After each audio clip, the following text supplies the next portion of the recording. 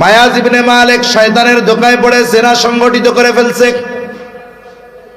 মানুষ যখন অন্যায় করে, পাপ করে, গুনাহ করে, তখন অবস্থা একরকম, পাপ সংগঠিত হয়ে যাওয়ার পরে অবস্থা হয় আর একরকম। মায়াজ ইবনে মালিক পাপ হয়ে যাওয়ার পরে চিন্তা করে, আহারে আমি যে পাপ করেছি, আমার পাপের সাক্ষী দুনিয়ার কেউ নাই, কিন্তু সাক্ষী আছে কে? আমি হয়তো দুনিয়ার মানুষের চোখ ফাঁকি দিতে পারবো, দুনিয়ায় পার পেয়ে যেতে পারবো, কিন্তু আখেরাতে তো আল্লাহর সামনে ধরা পড়ে যেতে হবে। এই যে অনুশোচনা বোধ, তার মধ্যে তাওবার আগ্রহকে জাগ্রত করে দিছে। এখন ইসলামী আইন চলতেছে, বলে জেনার শাস্তি তো আস্তাগফিরুল্লাহ পড়লে হবে না, কি হবে? বলে পাথর মেরে হত্যা করা হবে। মায়াজ ইবনে মালিক তাওবার চিন্তা করে নবীর কাছে চলে গেছে, জেনার কোনো সাক্ষী নাই।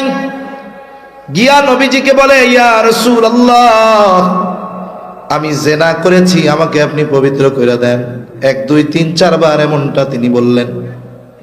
নবীজি উপস্থিত সাহাবায়ে কিরামকে বলে, কিরে এ কি পাগল নাকি?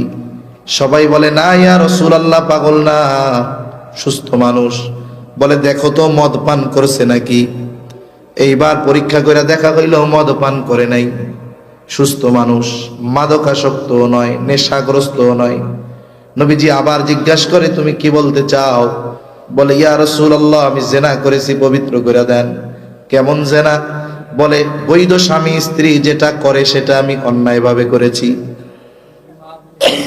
মায়াজ ইবনে মালিক লম্বা কথা সংক্ষিপ্ত সারে বলতেছি, তার নিজের পক্ষ থেকে জেনার সাক্ষ্য সে নিজে দিল।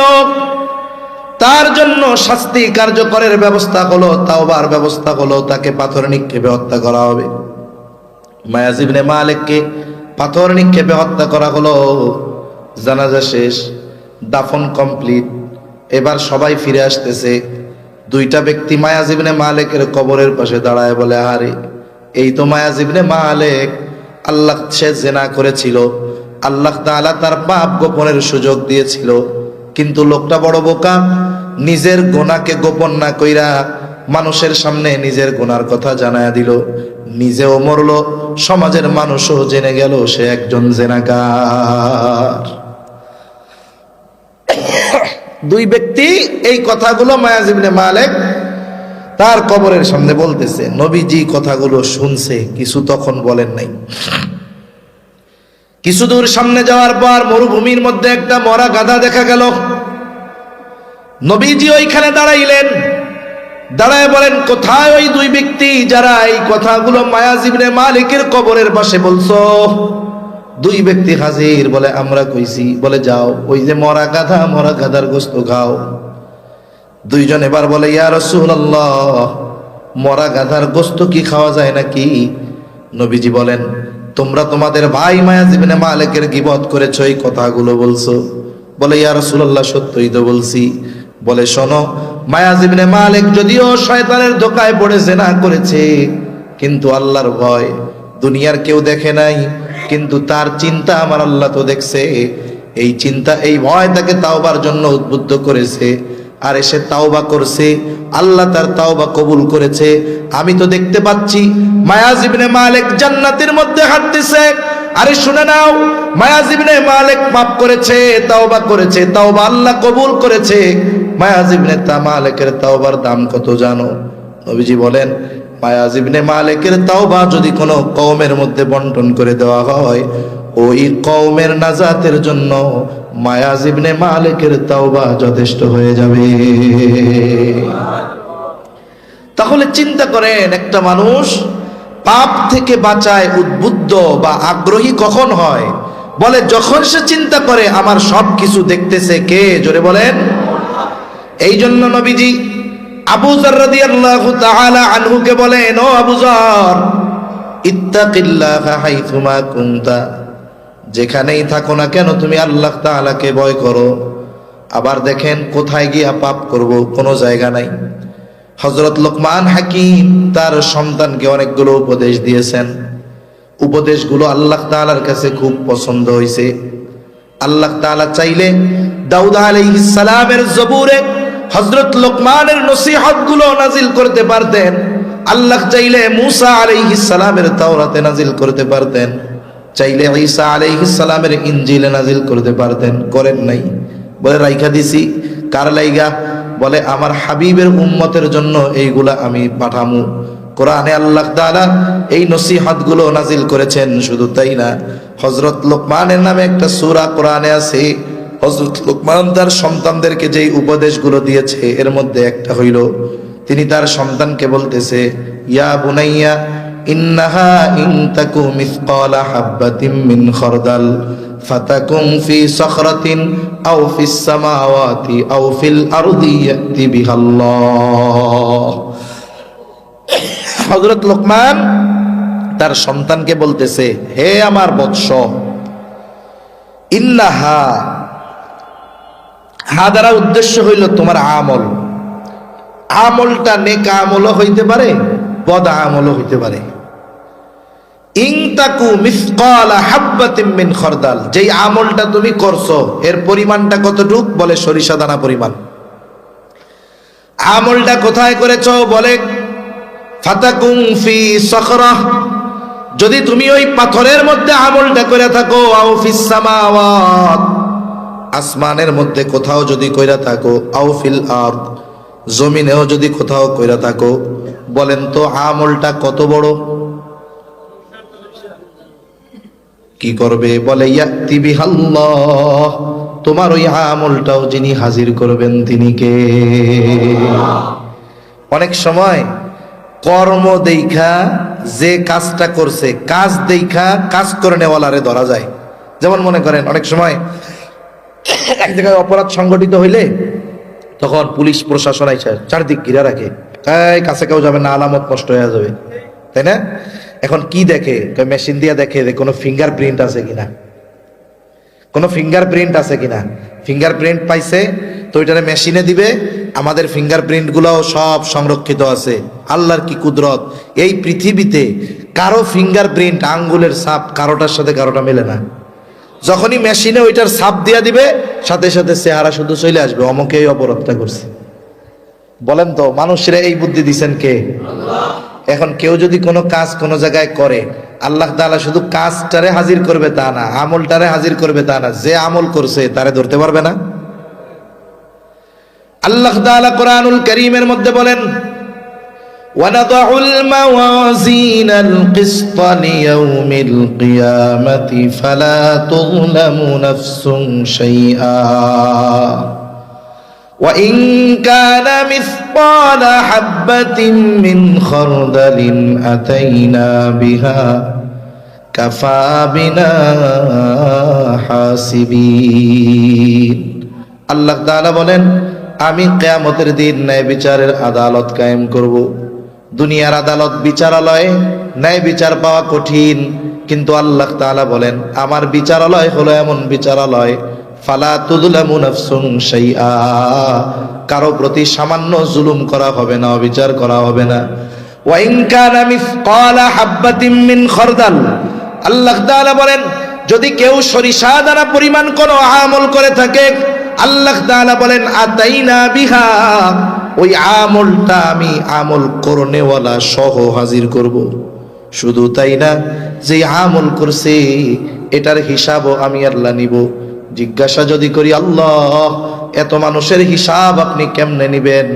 অনেক কথার সংক্ষিপ্ত জবাব দিয়ে আল্লাহ বলেন কাফা বিনা হাসিবিন, হিসাব নেওয়ার জন্য আমি নিজেই যথেষ্ট। এখন বলেন কোন জায়গায় গিয়া পাপ করতে পারবেন? করেন, যান। আছে কোনো জায়গা? কোনো জায়গা নাই। এখন বলেন তো, এই চিন্তাটা যার মাথায় অন্তরে সব সময় সামনে থাকবে, ও কি গুনাহ করতে পারবে? ওর জন্য গুনাহ করা কঠিন হয়ে যাবে না? তাইলে গুনাহ না করলেই তো মুত্তাকি। সুবহানাল্লাহ। তাহলে আমরা আজকে থেকে সব সময় সামনে এই চিন্তাটা রাখবো। মোবাইলটা হাতে আসছে একা, মোবাইলে তো এখন গুনাহ করা লাগে না, এক সময় গুনাহ করার জন্য গুনার কাছে যাওয়া লাগতো। মনে করেন একজন সিনেমা দেখবে, ঘরে বসে দেখার উপায় নাই, যাইতে হবে কই? বলে ওই ঢাকা গিয়া সিনেমা দেখতে হবে। সপ্তাহে একদিন যাইতো, 3 ঘন্টা সিনেমা দেখার গুনাহ করে চলে আসতো। এরপরে কি হইল? কয় আস্তে আস্তে এখন শুধু ঢাকা না, গাজীপুরেও সিনেমা হল হইছে। এরপরে কি কয়? কালিয়াকৈরেও হইছে। তাহলে ডেলি যাওয়া যায়। এরপরে কি হইল, বলে এখন সিনেমা দেখার জন্য আর সিনেমার কাছে যাওয়ার ভীষণ চলে আসছে। প্রতি সপ্তাহে এইবার জুমার দিন জুমার নামাজের থেকে তাড়াহুড়ো করে বাইরে হয়ে এসে সিনেমা দেখে সময় কাটায়, সিনেমার গোনা করে। এখন নির্দিষ্ট সিনেমা দেখানো হয়। এখন আস্তে আস্তে ডিশের লাইন আইছে, বলে চ্যানেল একটা না, এখন 50টা চ্যানেল। এখন এক সিনেমা ওই সিনেমা চ্যানেল পরিবর্তন কইরা কইরা কইরা কইরা কইরা কইরা সিনেমা দেখা যায়। তার মানে গোনা করা সহজ হইতেছে। এরপরে বলে কি যে চ্যানেল ওয়ালারা তো তাদের মতো দেখায়, আমার মন মতো তো দেখায় না। আইসা গেছে এই মোবাইল। এখন কি হইছে, বলে কোনো টানাটানিও লাগবে না, অ্যান্টিনাও লাগবে না, কারেন্টও লাগবে না। তুই শুধু সিম একটা ভরবি, ইন্টারনেট ভরবি, তোর যেই জায়গায় মন চায়, বাঁশবাগানে, ছাদের উপর, তাল বাগানে, যে জায়গায় যাবি মন চায় যা করবি, যা দেখবি, তোর যা মন চায় গুনাহ করতে, তোরে সেই গুনাহ করানো হবে। ঠিক কিনা বলেন? তাহলে এক সময় গুনাহ করার জন্য গুনার কাছে যাওয়া লাগতো, এখন গুনাহ থাকে আমাকে পকেটে।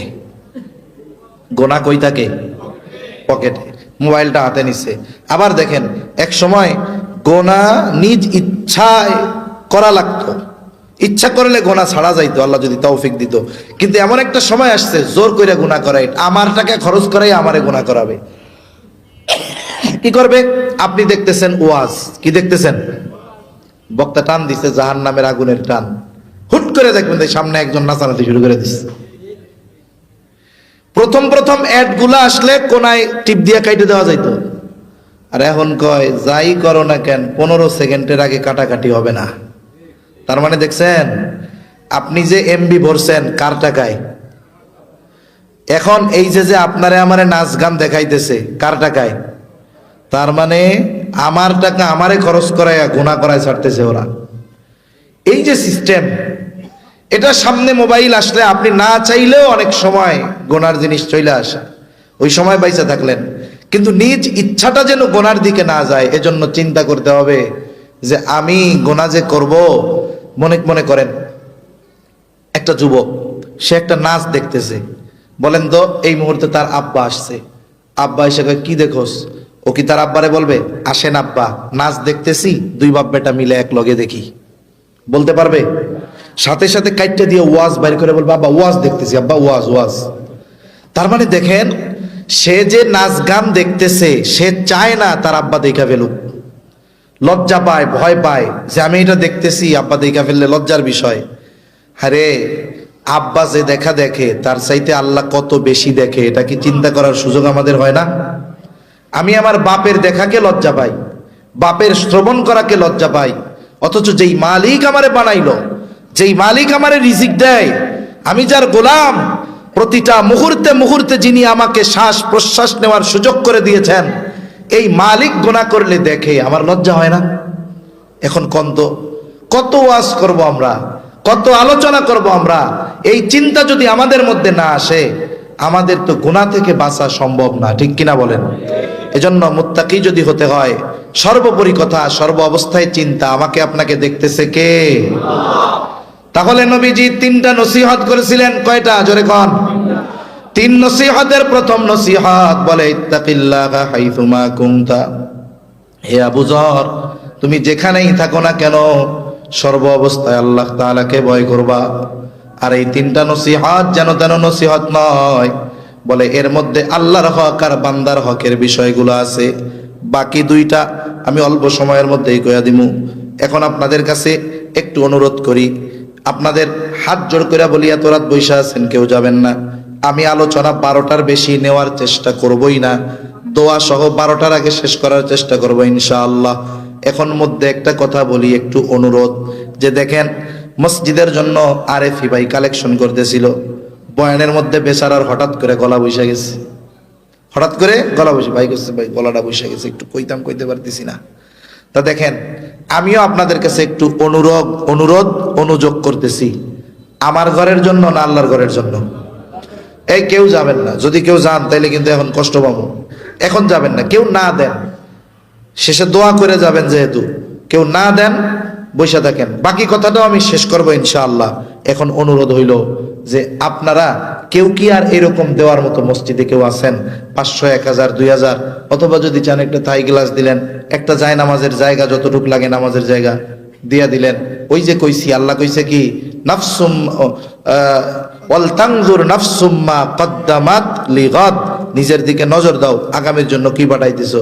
শুনেন, আপনি আমারে দাওয়াত দিয়ে খাওয়াইছেন, যদি ইখলাসের সাথে খাওয়ান, আল্লাহর জন্য খাওয়ান, খাওয়াইলে সওয়াব আছে না নাই? নিঃসন্দেহে আছে। আপনি আমারে খাওয়াইলেন, ওই যে খাওয়াইছেন, সওয়াব করছেন, অর্জন করছেন, শেষ। কিন্তু ওই 1000 টাকা আমার পিছনে ব্যয় না করে যদি মসজিদে দেন, যদি মাদ্রাসায় দেন, যে না একটা টাইলসের জায়গার টাকা আমি দিয়া দিলাম, তাহলে কি হইল? বলে আমারে খাওয়াইছেন, ওই সময় সওয়াব পাইছেন। আর ওই মসজিদে যদি 1000 টাকা দেন, যতদিন পর্যন্ত মসজিদ থাকবে, নামাজি নামাজ পড়বে, ততদিন পর্যন্ত সওয়াব যাইতে থাকবে। এজন্য কিছু হিসাব আছে, একটু চালাক হইতে হয়। মানুষজন অনেকে বোঝে না, টাকা ব্যয় করে, মাগার যেই জায়গায় ব্যয় করে সওয়াবটা তেমন আইব না, কিন্তু কিছু জায়গা আছে ওই জায়গায় অল্প দিলেও ওইটার থেকে লাভ বেশি আসে। তাহলে আমি দুনিয়ার ক্ষেত্রে লাভ হওয়া বুঝি, আমার আখেরাতের ক্ষেত্রে লাভবান হওয়ার দরকার আছে না নাই? এখন বলেন, কেউ কেউ আর আছেন নাকি দেওয়ার মতো? কেউ দিব?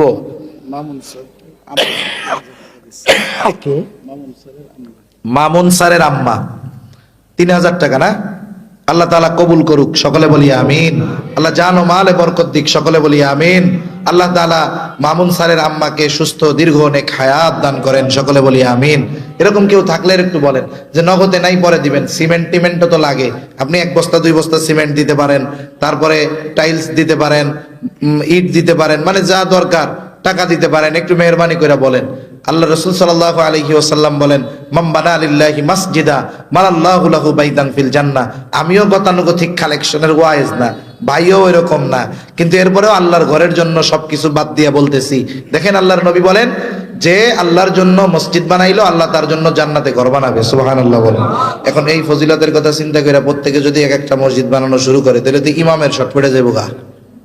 এজন্য মুহাদ্দিসিনে কেরাম বলেন, আরে প্রত্যেকে নিজে এক একটা না, মসজিদ বানানোর কাজেই যারা অংশগ্রহণ করবে সেই কেমন যেন মসজিদ বানাইলো। সুবহানাল্লাহ। সেজন্য এই সুবর্ণ সুযোগ আমরা মিস করব না। একটু মেহরবানি করে বলেন যে সিমেন্ট নগদ নাই, টাকা আপনি পরে দিলেন, 500, 1000, 2000, একটু মেহরবানি করে বইলা রাখেন। এই যে আমার এক ভাই 500 টাকা, আল্লাহ কবুল করুক, সকলে বলি আমিন। কে? হেলাল ভাই 500 টাকা, আল্লাহ কবুল করুক, সকলে বলি আমিন। রোজিনা আক্তার এক বোন 500 টাকা, আল্লাহ কবুল করুক, সকলে বলি আমিন। আচ্ছা, আপনারা দিলে দিলে একটু তৈয়ার হন, আমি বাকি আলোচনাগুলো করে ফেলি।